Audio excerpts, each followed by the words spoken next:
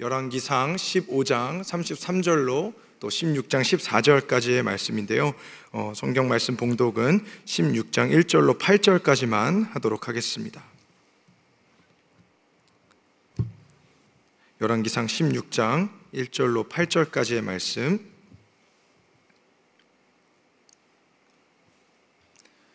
우리 다 찾으셨으면 우리 함께 한 절씩 교독하여 읽도록 하겠습니다. 열왕기상 16장 1절부터 말씀 봉독합니다.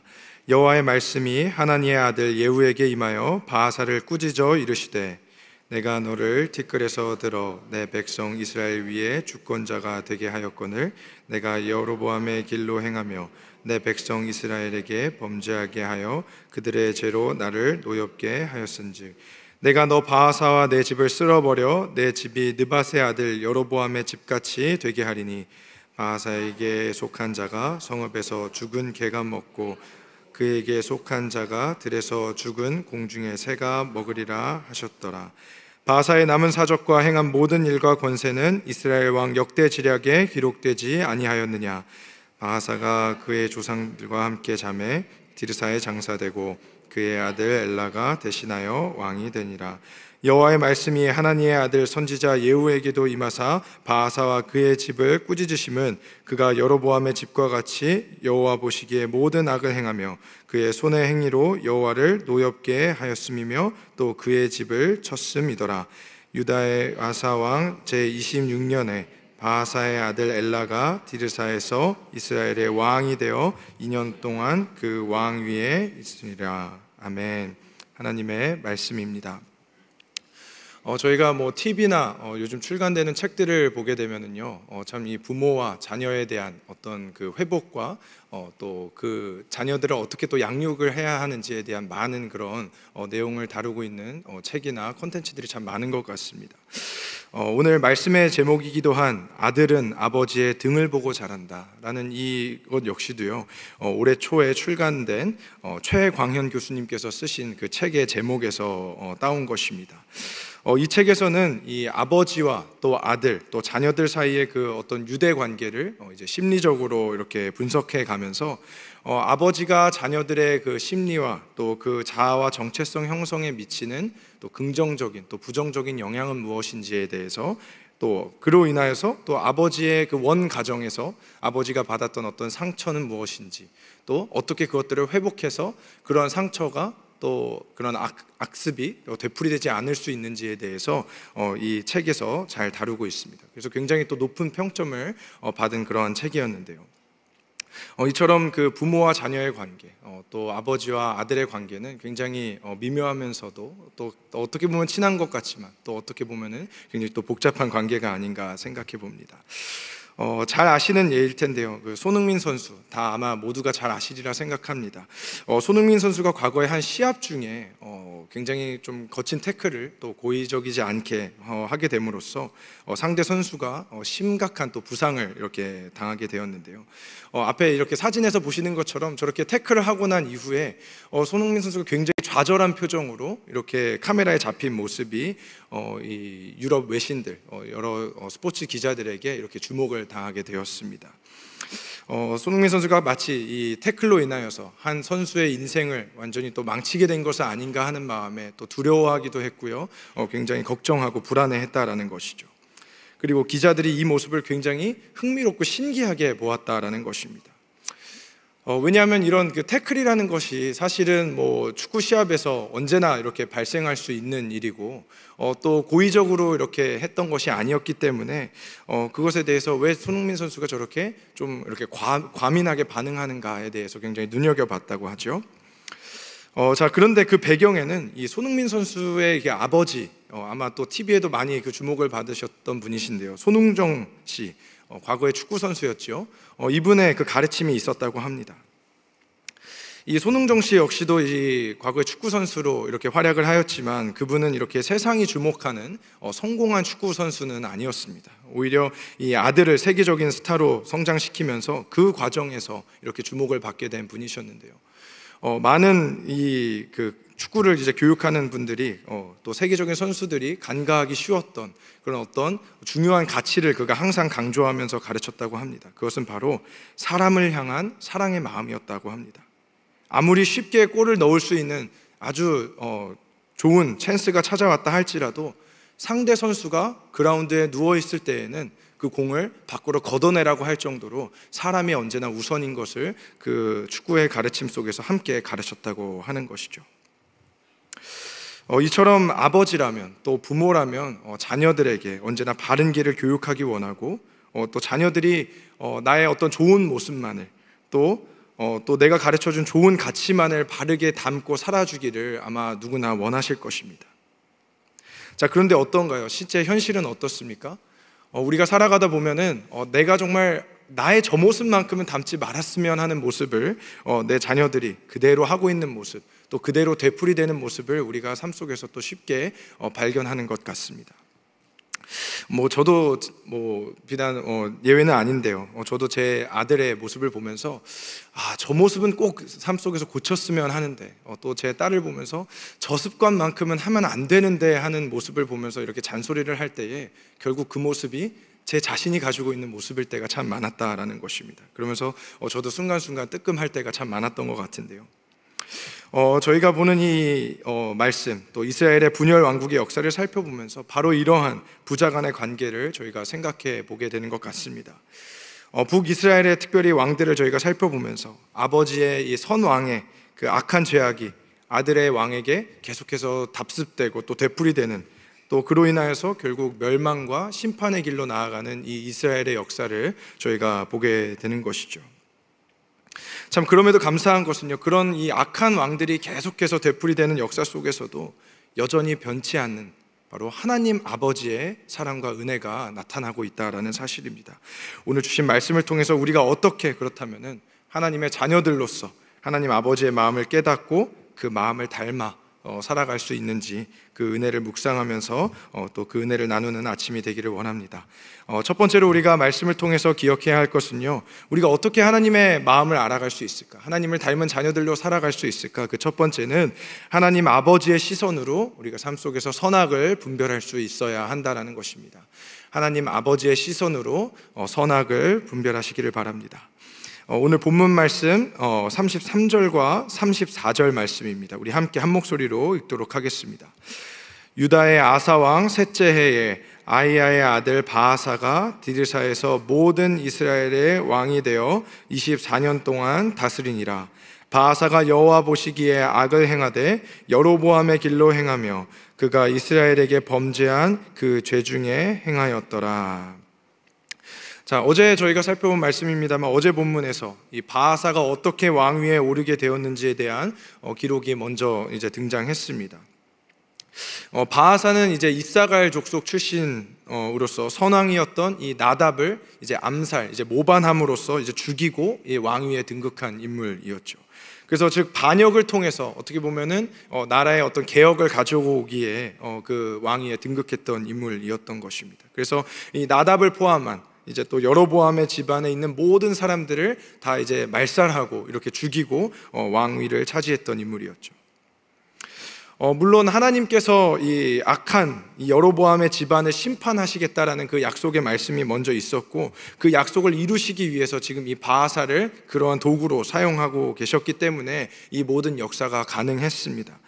하지만 그럼에도 말씀에서 이 바아사 역시도 여호와 보시기에 여호와의 눈에는 동일한 여로보암의 길로 행하였다라고 기록하고 있는 것이죠.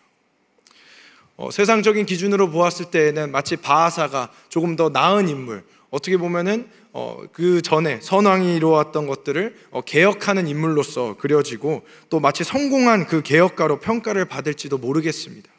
하지만 성경에서 그에 대한 평가는 하나님의 눈에서 철저하게 평가받고 있다라는 것이죠. 하나님의 눈으로 그는 여로보암의 길로 동일하게 걸어갔던 그러한 인물이었다는 것입니다. 선왕이었던 나답은 2년간의 굉장히 짧은 통치를 한 반면에 바아사는 이러한 그 개혁을 이루어서 24년을 통치했다라고 해서 바아사가 더 좋은 왕, 더 나은 통치를 했다라고 말할 수 없다라는 것입니다. 바아사 역시 여호와 보시기에 악을 행했고 결코 개혁된 길이 아니라 여로보암의 길로 동일하게 행하였다라는 것입니다. 이처럼 우리는 삶에서 선악을 판단하는 기준이 상대적일 때가 참 많은 것 같습니다. 내가 저 사람보다는 낫지, 그리고 적어도 저 사람보다는 잘하고 있지라는 생각으로 우리 자신이 얼마나 하나님 앞에 안일해질 때가 많은지 모르겠습니다. 그렇기 때문에 우리는 삶에서 우리가 가지고 있는, 우리도 알게 모르게 가지고 있는 그러한 안일한 잣대, 잘못된 선과 악에 대한 기준을 우리는 하나님 앞에 철저히 내려놓아야 하는 것입니다. 그리고 오직 하나님의 시선, 그리고 그분의 말씀만이 선악을 분별하는 분명한 기준이라는 것을 우리가 기억해야 될 줄로 믿습니다. 그래서 이와 관련해서요, 과거에 솔로몬이 하나님 앞에 올려드렸던 기도가 있죠. 솔로몬이 통치 초기에 하나님 앞에 간구했던 기도를 통해서 우리가 배울 수 있는 또 좋은 그런 교훈이 있습니다. 열왕기상 3장 9절 말씀을 보시면요, 이렇게 말씀하는데요, 우리 함께 같이 읽도록 하겠습니다. 누가 주의 이 많은 백성을 재판할 수 있사오리이까? 듣는 마음을 종에게 주사 주의 백성을 재판하여 선악을 분별하게 하옵소서. 아멘. 이처럼 솔로몬의 기도는 전적으로 하나님 중심, 하나님의 시선에서 고백한 기도라고 볼 수가 있습니다. 우리가 한 3가지 정도로 우리가 살펴볼 수 있을 텐데요. 첫 번째는 지금 솔로몬이 누가 주의 많은 백성을 재판할 수 있는가라고 이렇게 기도하고 있습니다. 여기서 말하는 이 주의 백성, 그냥 백성이라고 하지 않고 분명히 주의 백성이라고 솔로몬은 기도하고 있습니다. 이처럼 솔로몬은 하나님 앞에 자신이 통치하게 될 이 백성의 그 주인이 누구이신지를 분명하게 고백하고 있다는 것이죠. 자신의 소유가 아니다라는 것입니다. 백성은 하나님의 백성들이라는 것이에요. 그리고 두 번째로 무엇을 간구합니까? 듣는 마음을 달라고 간구하고 있습니다. 이 듣는 마음이라는 것은 영어 성경에서 understanding mind라고 이렇게 표기하고 있는데요, 무엇을 깨닫고 또 무엇을 듣겠다라고 고백하는 것입니까? 하나님의 말씀을 그가 듣겠다, 하나님의 마음을 깨닫겠다, 하나님의 시선을 깨닫겠다라고 지금 하나님 앞에 간구하고 있는 것입니다. 그리고 그로 인하여서 세 번째, 하나님의 마음을 깨달아서 그가 이루고자 하는 목적이 무엇입니까? 자신의 어떤 부귀와 영화가 아닌, 초창기만 해도 그는 하나님 백성 안에 선악을 분별케 원한다라고 하나님 앞에 간구하고 있는 것입니다. 즉 하나님의 시선을 깨닫고 하나님의 백성들을 잘 다스리며 그 안에 선악을 분별하기를 원한다라고 고백하고 있는 것이죠. 그리고 이러한 기도를 드릴 때에 어떻게 되었습니까? 열왕기상 3장 10절 말씀에 이렇게 기록하죠. 솔로몬이 이것을 구하매 그 말씀이 주의 마음에 든지라. 영어 성경에서 It pleased the Lord라고 하고 있습니다. 하나님께 기쁨이 되었다라고 말씀하고 있는 것이죠. 이것이 바로 하나님 아버지의 마음, 하나님 아버지의 시선을 간구하는 기도이며 이것이 저와 여러분들의 기도가 되어야 될 줄로 믿습니다. 우리가 이런 기도를 하나님 앞에 올려드릴 때 우리는 하나님 아버지의 시선으로, 하늘 아버지의 시선으로 악을 떠나 우리는 의의 길로 나아갈 수 있게 되는 것입니다. 또한 두 번째로 말씀을 통해서 우리가 기억해야 될 것은요, 하나님 아버지의 꾸짖음이 곧 은혜라는 사실을 우리는 삶 가운데서 기억해야 하는 것입니다. 하나님께서 꾸짖으시는 것이 곧 우리의 삶 속에 은혜가 됨을 기억하시기 바랍니다. 오늘 본문 16장 1절 말씀 또 함께 같이 봉독합니다. 여호와의 말씀이 하나니의 아들 예후에게 임하여 바하사를 꾸짖어 이르시되 라고 말씀합니다. 여기서 한 가지 좀 흥미로운 점이 있는데요, 북이스라엘 이제 분열 왕국 이후에 북이스라엘의 그 왕권이 계속해서 교체돼 가면서 나타났던 그 왕이 교체될 때 나타난 그 흥미로운 사실은요, 1대 왕이었던 여로보암을 향하여서 하나님께서는 분명히 선지자를 보내서 꾸짖으시는 장면이 말씀에 기록이 되어져 있습니다. 자, 그런데 그의 아들인 나답의 경우는요, 어떤 하나님께서 선지자를 보내시거나 직접 나타나셔서 꾸짖는 장면이 등장하지 아니하시고 직접 심판하시는 모습이 바로 등장하고 있습니다. 자, 그런데 이제 이렇게 그 가문이 이렇게 여로보암의 그 가문이 교체가 되고 이제 바하사가 왕위에 등극한 이후에 또 하나님께서는 다시 한번 말씀으로 꾸짖고 계십니다. 하지만 또 8절에서 등장하는 바하사의 아들 엘라가 왕위에 등극했을 때는 어떠한 경고의 말씀 없이 또 즉각 심판하시는 모습이 나타나고 있다라는 것이죠. 자, 이렇게 패턴이 이렇게 나타나고 있는데요, 그렇다면 하나님께서 왜 이렇게 하셨을까를 생각해 보게 됩니다. 그것은 바로 이 꾸지람을 들은 이 선왕, 이 아버지 왕이 깨닫고 이 자녀된 이 후대의 왕에게 하나님의 말씀을 계속해서 가르치고 또 교육하고 돌이키게 하라는 것입니다. 하나님의 말씀이 선왕에게 선포되었을 때에 그가 지금 악한 길에서 속히 돌이켜서 그에게 임할 그 심판의 그 메시지가 하나님의 마음을 돌이켜서 당장 중단되길, 그리고 그도 돌이키고 그의 자녀들도 선한 길로, 의의 길로 돌이키기를 하나님께서는 말씀해 주셨다라는 것입니다. 그래서 불신앙이 되물림되지 않기를 하나님께서는 원하셨다라는 것이죠. 하나님은 이처럼 선대 이 무서운 말씀을 통하여서 경고를 하셨음에도 불구하고 이처럼 왕들은 돌이키는 그 기회를 완전히 잃어버렸던 것입니다. 그래서 이처럼 하나님의 꾸짖음이 우리의 삶 가운데 들려올 때에, 하나님의 말씀이 우리들 마음 가운데 어떤 찔림으로, 우리의 마음 가운데 때로는 거리낌으로 다가올 때에 우리는 그것이 하나님께서 우리가 돌이키기를 원하시는 때라는 것을 우리는 기억해야 하는 것입니다. 이러한 하나님의 이 꾸짖는 은혜, 하나님의 이 꾸지람의 은혜의 그 시작은요, 하나님께서 다윗과 맺으셨던 그 하나님의 언약에서 그 비롯되어지는데요. 사무엘하 7장 14절 말씀에 다윗과 맺으신 언약의 말씀이 이렇게 기록되어져 있습니다. 다 함께 같이 읽도록 하겠습니다. 나는 그에게 아버지가 되고 그는 내게 아들이 되리니 그가 만일 죄를 범하면 내가 사람의 매와 인생의 채찍으로 징계하려니와 라고 말씀합니다. 하나님의 이 약속의 말씀은요, 다윗의 아들 솔로몬뿐만 아니라 이후에 계속해서 오게 될 후대 왕들에게도 여전히 동일하게 주어지는 말씀인 것입니다. 그래서 하나님께서 이처럼 꾸짖고 징계하신다라는 것은 바로 이 하나님의 언약이 계속해서 유효하고 지금 오늘 저희가 읽은 이 본문에 나타나는 그 북이스라엘 왕들에게도 여전히 유효하고 하나님께서 계속 그 약속을 이행해 가고 계시다라는 뜻입니다. 자, 그래서 오늘 본문 2절과 3절에서 또 뭐라고 말씀하십니까? 내가 너를 티끌에서 들어 내 백성 이스라엘 위에 주권자가 되게 하였거늘 내가 여로보암의 길로 행하며 내 백성 이스라엘에게 범죄하게 하여 그들의 죄로 나를 노엽게 하였은즉 내가 너 바하사와 내 집을 쓸어버려 내 집이 느밧의 아들 여로보암의 집같이 되게 하리니 라고 말씀하십니다. 이 남유다의 왕들과 달리 북이스라엘에는 의로운 왕이 아무도 없었습니다. 그런 악한 왕들로 인해서 또 범죄한 백성들을 향해서 하나님께서는 끝까지 무엇이라고 말씀하십니까? 내 백성이다라는 칭호를 여전히 포기치 아니하고 계시는 것입니다. 자, 이 열왕기서가 잘 아시는 대로 바벨론 포로기 당시에 기록이 된 말씀인데요. 이 기록된 말씀을 읽었던 당시에 그 포로기에 있었던 그 백성들, 이 말씀을 읽으면서 무슨 생각을 했을까요? 아, 그렇구나.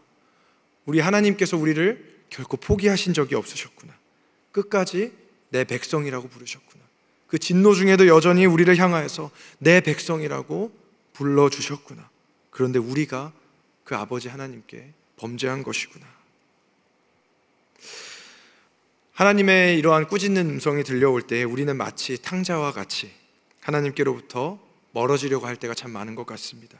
왜냐하면 그 말씀이 우리들에게 때로는 부담이 되기도 하고 불편하기도 하고 껄끄럽기 때문인 것이죠. 하지만 우리를 향해 꾸짖는 하나님의 음성이 들려올 때에 바로 그때가 하나님의 말씀이 역사하고 계신 때임을 믿으시기 바랍니다. 그래서 자녀들이 그 악한 길에서 돌이켜 또 하나님 앞으로 나아오기를 원하시는 그 하나님 아버지의 마음, 그 하나님 아버지의 그 간곡한 사랑의 마음을 깨닫는 저와 여러분 되시기를 주님의 이름으로 축원합니다. 오늘 말씀을 통해서 마지막 세 번째로 우리가 하나님 아버지의 그 마음을 깨닫기 위해서 기억해야 될 것은요, 하나님 아버지의 약속이 반드시 이루어진다라는 것을 우리가 기억해야 하는 것입니다. 결국 이처럼 돌이킬 기회를 저버린 바하사와 그 가문에는 하나님의 심판의 말씀이 그대로 이루어지고 있는 것을 저희가 본문을 통해서 보게 됩니다. 결국 여로보암의 길과 동일하게 온 집안이 멸망을 당하게 되었던 것이죠. 16장 8절 말씀을 보시면은 바하사의 아들 엘라가 왕에 오르고 그는 이제 2년간의 굉장히 짧은 통치를 또 하게 됩니다. 그리고 이어지는 9절과 10절 말씀에서 그의 또 신하였던 이 시므리라는 사람에 의해서 또 이제 반역을 당하게 되고 죽임을 당하게 되어서 이제 왕위가 빼앗기게 되는 것이죠. 그리고 이어지는 11절과 12절 말씀인데요, 우리 함께 같이 읽도록 하겠습니다. 시므리가 왕이 되어 왕위에 오를 때 바하사의 온 집안 사람들을 죽이되 남자는 그의 친족이든지 그의 친구든지 한 사람도 남기지 아니하고 바하사의 온 집을 멸하였는데 선지자 예후를 통하여 바하사를 꾸짖어 하신 여호와의 말씀같이 되었으니. 아멘. 이 과거 여로보암의 집안이 무너질 때에도 하나님께서는 동일한 말씀을 하신 적이 있습니다. 15장 29절 말씀에 여호와께서 그의 종 실로 사람 아히야를 통하여 하신 말씀과 같이 되었으니 라고 기록하고 있습니다. 이처럼 하나님께서는 말씀하신 그대로 이루시는, 그 뜻을 성취하시는 분이신 것이죠. 이런 식으로 해서 북이스라엘은 약 200에서 250년간의 그 기간 동안에 총 19명의 왕이 이렇게 등극하고 바뀌는 가운데 계속해서 악한 왕들이 그 자리를 등극하였습니다. 그리고 어떻습니까? 계속 악한 왕들이 등극하게 되니까 결국 약속을 이루시는 그 신실하신 하나님께서는 어떻게 그 뜻을 이루십니까? 다윗과 맺으신 그 언약에 기초하여서 인생의 채찍과 심판으로 이스라엘을 다스리실 수밖에 없었다라는 것이죠. 우리가 다시 한번 이 말씀을 읽었던 그 당시에 그 포로기에 있었던 백성들의 마음으로 돌아가 보기를 원합니다. 이 말씀을 읽는 백성들은 어떠한 마음이었을까요? 하나님께서 우리를 향하여서 계속해서 내 백성이다, 내 아들이다 라고 말씀하셨는데, 하나님의 장자라고 이스라엘 백성들을 우리를 향하여서 그렇게 불러주셨는데 우리의 지금 현실이 무엇인가? 과연 소망이 있는가? 왕의 역사가 끝나버린 우리의 역사 가운데 무슨 소망이 있겠는가? 그들이 정말 탄식하며 애곡하며 하나님 앞에 부르짖지 않았겠습니까? 하지만 하나님의 약속은 이보다 더 크고 위대하시다라는 것이죠. 최초로 다윗과 맺으신 그 언약에는 이와 같은 징계와 심판에 대한 면모만 있지 않다라는 것입니다. 사무엘하 7장 12절과 16절 말씀입니다. 우리 함께 한 목소리로 고백하겠습니다. 내 수완이 차서 내 조상들과 함께 누울 때에 내가 내 몸에서 날씨를 내 뒤에 세워 그의 나라를 견고하게 하리라. 내 집과 내 나라가 내 앞에서 영원히 보존되고 내 왕위가 영원히 견고하리라. 아멘. 죄악과 심판으로 치닫는 이 이스라엘의 역사 속에 어떻게 하나님께서 이러한 견고한 왕권을 세워가실 수 있단 말입니까? 그것은 바로 이스라엘의 구원을 위해 보내실 마지막 왕, 바로 예수 그리스도를 통해서 그 뜻을 이루어 주셨다라는 사실입니다. 그분은 다윗의 후손이시지만 다윗보다 더 크고 위대하신 분이시고 또 다윗보다 먼저 계셨던 분이셨습니다. 그리고 가장 높으신 왕이시며 하나님의 뜻을 성취하신 유일한 분이셨습니다. 수많은 이스라엘의 왕들이 계속해서 등극하고 지는 것을 반복하였지만 또 하나님의 아들이라 일컬음을 받으면서 그들이 정말 하나님 앞에서 불순종하기를 밥 먹듯이 하였지만 오직 예수님만큼은 바하사와 엘라의 길, 또 여로보암의 길로 가지 않으셨다라는 것입니다. 오직 예수님만큼은 하나님의 진정한 왕이시자 또 참된 왕으로 오셔서 죽기까지 순종하심으로 하나님의 왕권을 견고히 세워주신 유일한 분이십니다. 비록 말씀을 듣는 백성들이 이 포로기라는 굉장히 절망적인 상황, 또 과거의 역사에 대한 후회와 좌절 가운데 있다 할지라도 하나님께서는 여전히 너희는 내 자녀다, 너희는 내 백성이다 라고 불러주고 계십니다. 그렇기 때문에 그분의 약속은 여전히 유효한 것이죠. 그러한 백성들을 향하여서 하나님께서는 변치 않는 약속의 말씀을 따라 장차 오실 예수 그리스도를 그들 가운데 보내시고 또 결코 무너지지 않는 하나님의 나라를 굳건하게 완성해 주신 신실하신 사랑의 아버지 되심을 믿으시기 바랍니다. 오늘 말씀을 정리합니다. 우리가 오늘날 살아가면서 하나님의 형상을 닮은, 하나님의 형상을 따라 지음받은 하나님의 자녀들로서 우리가 하나님 아버지의 마음을 닮아 살아가려면 어떻게 살아가야 할까요?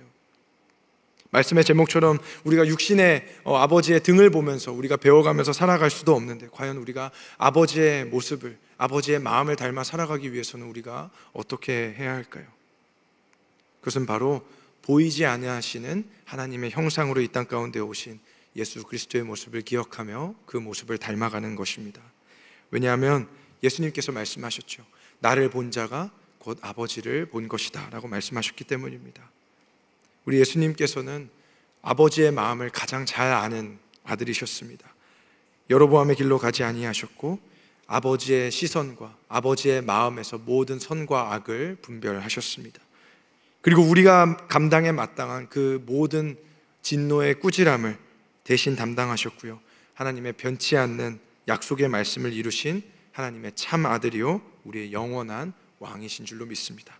바로 그런 예수님께서 보여주신 그 순종의 본을 우리가 삶 속에서 날마다 기억하고 또 닮아가려고 할 때에 우리도 아버지 되신 하나님과 그분의 마음을 조금 더 닮아갈 수 있게 되는 것입니다. 그래서 저와 여러분들도 삶의 한 절이라도 예수의 모습, 예수님의 모습을 더 닮은, 하나님 아버지의 마음을 더 닮은 하나님의 자녀된 정체성을 온전히 살아낼 수 있기를 주님의 이름으로 축원드립니다. 시간 함께 말씀 생각하면서 기도하기를 원합니다.